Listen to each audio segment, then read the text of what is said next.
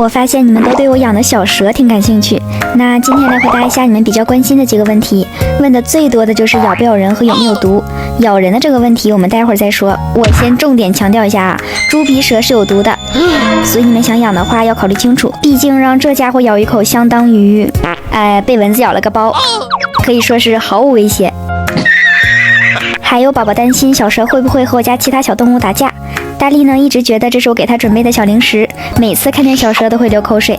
大橘则是把它当成小玩具。你在哪儿买的逗猫棒啊？还带回弹的呢？当然啊，玩着玩着就有下手重的时候，没想到他一个大巴掌就呼过来了。哎呀，好痛！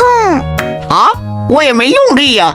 被打以后，他就一直这样缠在我手上撒娇，感觉宝宝下一秒都委屈哭了。所以这不是打架，是争宠。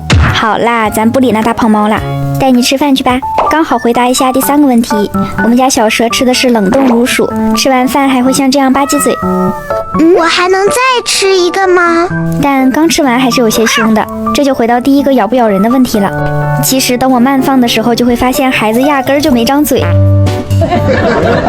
这大半夜看他都看饿了，你们看这个造型像不像碱水节面包，还有榛子味的甜甜圈？把它拿起来以后就是巧克力螺旋，所以这么可爱的小蛇，你想不想养一只呢？